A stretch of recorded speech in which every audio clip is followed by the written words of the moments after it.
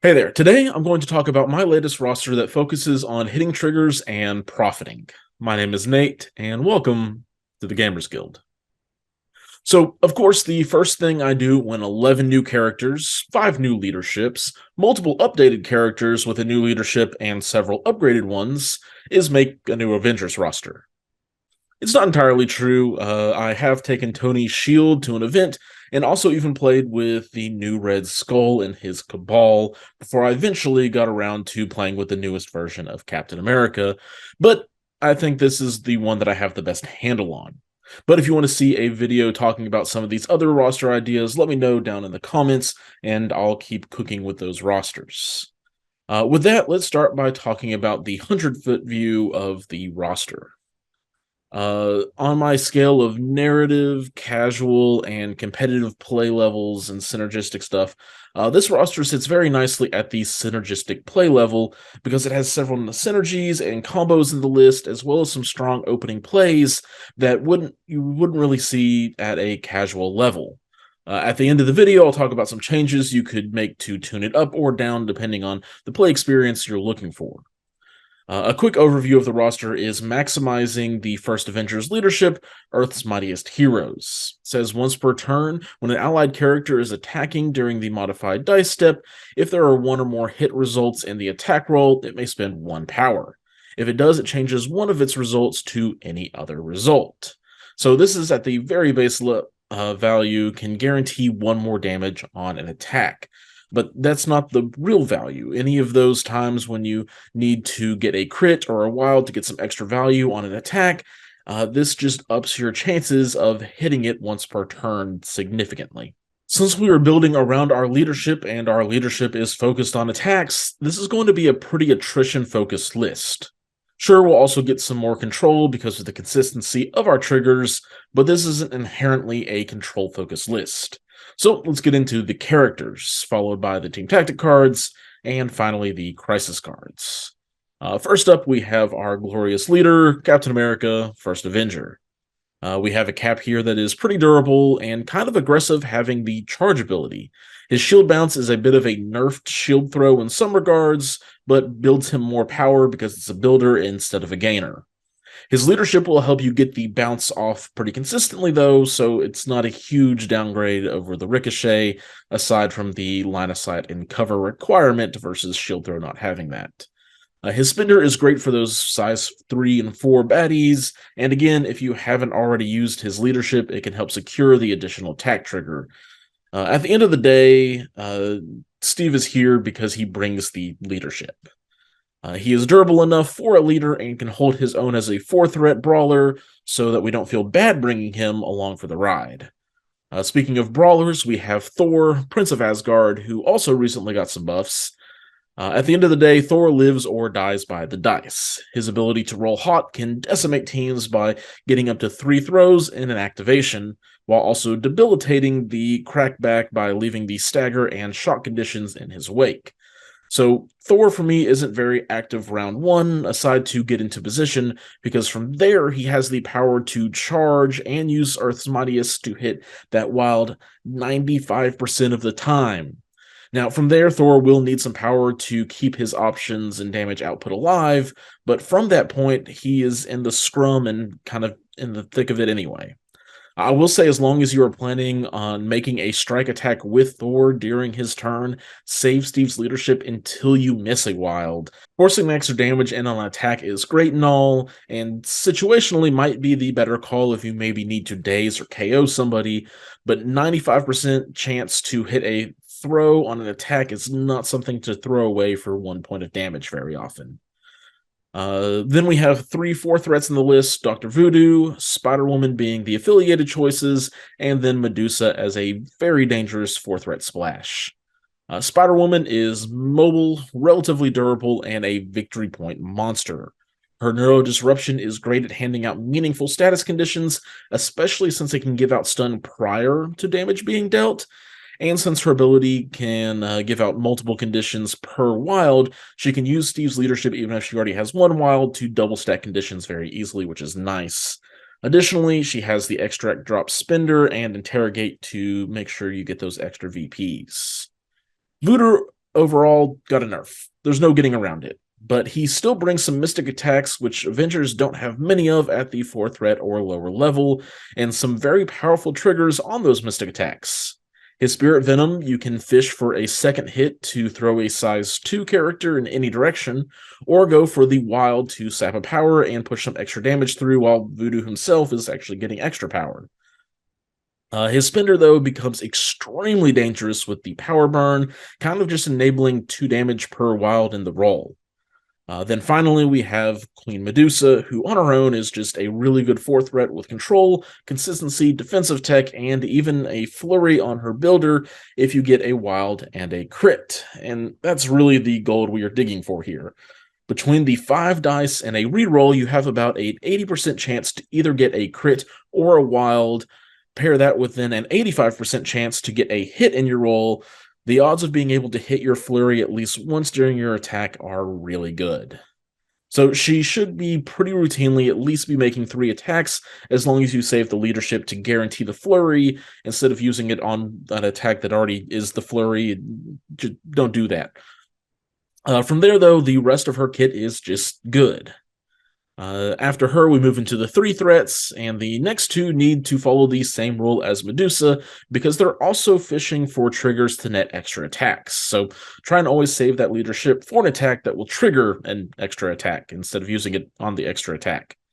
For this category of 3 threats, we have the recently buffed Deadpool and the recently nerfed Winter Soldier. Bucky was a menace as a powerful splash. You would usually only chip in for 1 or 2 damage per attack, but when he is attacking 4 times a turn, it adds up really quickly. The odds of hitting the rapid fire have gone down significantly because it was changed to a wild, but with Steve, well, if you get a hit, you can get a wild. So it brings Buck back to form. Deadpool gets to basically be a 3-threat Medusa where he misses out on the control aspect, but does pretty much everything else she does, but on a smaller scale. Stab is a little bit less likely to trigger than her flurry, but not much since he is also working with 5 dice and a reroll. Bang Bang is a really easy to hit trigger, which also means Deadpool can very easily move up, shoot at someone, even spend the power for the leadership to guarantee 2 power back, to then leg day to the midline to contest a secure round 1. From here, we have Iron Man, Sam Wilson, Captain America, and X-23. Iron Man offers some control over if it's needed against a list of big characters, as well as offering powerful tactic cards, which I'll talk about in a moment. Sam Wilson offers a mobile character who is just a little bit of everything good that you could want. If you can get paired off with some size 2 models, his shield throw that includes a push can become extremely annoying for an opponent to deal with. These models are just kind of solid all-rounders who get more consistent at what they do thanks to Steve's leadership. Not as exciting as some of the other characters, but still really good. Which leads me to the nightmare who takes the shape of a teenage girl, X-23, who is just a good all-rounder regardless of what affiliation she's in, who is really just made for one thing, and spoiler alert, she does it well. 5 dice with a reroll, and Wild Pierce is killy. Being able to make sure that Pierce gets there is even more killy because that Pierce comes with an additional success behind it, basically. Let's talk some numbers. X-23 on round 1 can move, and no matter the cost, her Claw Rush out for 2 health that she'll get back at the end of her activation anyways, thanks to Healing Factor. This 6-die attack with a reroll, and Pierce averages 3 damage on a defender with 4 physical defense. Specifically, you have a 55% chance to push through 3 damage and a 36% chance to push through 4 damage. But wait, X-23 will still have a power to spend from this, so suddenly she has a 55% chance to deal 4 damage and a 36% chance to deal 5 damage on a 4 defense target round 1. She can also pretty easily get 3 attacks a turn when she is doing that kind of damage, thanks to her superpowers. Moving on to the team tactic cards, I have Brace for Impact and Sacrifice as the 2 restricted cards. Patch Up, while viable, doesn't have too many targets in this list that can easily be healed for that max 5. I do like the reactive nature, though, of Brace for Impact and Sacrifice, as well as one of the main reasons I like them as my restricted cards.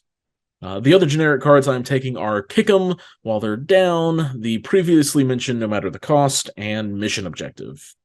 Kick 'em works really well with either Spider-Woman's Builder or Deadpool's Butt Poke on his healthy side, both of those things putting out a lot of conditions very easily. It's mainly here for Spider-Woman, though. She can lay on several conditions, along with Bucky or X-23 handing out bleed. Mission Objective is just a good generic to keep objectives out of your opponent's hands, especially ones like hammers that can cause some snowballing. The 5 more specific cards are Avengers Assemble, Battle Plan, Exceptional Healing, Stark's Armory, and Helios Laser. Assemble is just a really good card that an Avengers player shouldn't leave home without. The 2 Stark cards give him additional ways to spend his power to help the rest of the team out with either a big burst of damage onto a target or by buffing his nearby allies.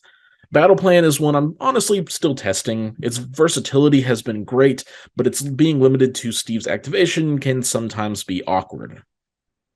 Exceptional Healing is just stapled to Deadpool and X-23, as it can drastically change the math for having to deal with them when they are holding important objectives. Speaking of objectives, let's talk about those. For extracts, I am bringing Hammers, Scrolls, and Research Station. Hammers and Research Station are here because this roster game plan is to fight. Research Station forces confrontation, while Hammers just make some of these crazier triggers even more reliable to hit. And we are all about those triggers. Scrolls is probably my least favorite of the 3, but it still works well for the team. This roster has quite a few 4 physical defense characters, so the odds of getting yanked to the other side is lower on that round 1. And just as importantly, since we have a few lines of round 1 attacks, the pull toward our side of the board can also be really impactful for bringing down an important threat early.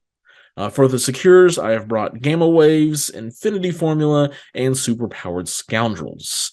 Gamma, much like Research Station, is a way to force my opponent into a brawl. Infinity Formula is nice because it allows characters to have a bit of a setup round 1, and a bit of extra power to help mitigate Steve's leadership is also handy. And then Scoundrels is one that I'm not fully sold on yet, but since most of our characters want to be in the middle of a scrum anyways, the cover will either be helping us on defense or typically not matter when we're just punching each other's lights out within range 2 of each other. So that is my trigger-happy Avengers. As promised, I do have a couple of suggestions to try out and tune it up or down to match the level of play you enjoy. To tune it up, I would start by adding in more splash characters that have big impact. Namely, probably dropping Dr. Voodoo for Beta Ray Bill or Crimson Dynamo, depending on if you want to lean into a more aggressive or defensive with your tech piece. Plus, Bill will give you Eyes on the Prize play for round 1 safe extract on the midline. You can also upgrade Thor to Hulk, but I actually feel like Thor holds his own really well in this under this leadership. I would also like to drop either Iron Man or Bucky for the 2-threat version of Black Widow. Having a solid affiliated 2 is going to give you a lot more flexibility in your list construction. Bucky gives you more punch, while Iron Man offers consistent control. Whichever is more important to you is the one to not drop there. As far as scaling back the power level, we drop X-23, Medusa, and Thor for Hawkeye, Wolverine, and the Black Widow. Hawkeye was my 11th member of this roster, but I just couldn't quite fit him in. For a guy that just wants consistency and has power for days from round 2 to 4, typically, he is a solid addition without the crazy turn 1 consistency. Wolverine is a monster who can just slice and dice his way to the ends of the earth when he hits wilds on his charge. Steve's makes it very likely he is at least getting one of those wilds as long as he has 3 power, which, unless he has taken a beating, he typically won't have until round 3, which is kind of the problem here. The slower startup is the main reason he didn't make the cut, while Thor did, because Thor can very routinely have that 4 power that he needs to get his supercharge off.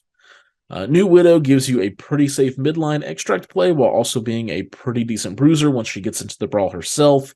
I think her and Spider-Woman together make for a really nasty duo of status conditions who also have martial artist and stealth to keep them alive. But that's all I have for today. If you shop at Tritex, use the code TritexGGCB5 at checkout for an extra 5% off of your MCP purchases. And if you are in the US, head to gamechefs.org and use the code GamersGuild, no spaces, to save an extra 15% off of their already discounted prices, which comes out to a really good bargain on your end. However, I will continue to say, if you are shopping from your own LGS, just keep supporting them. We all understand. Thank you all for watching, and until next time, keep on gaming.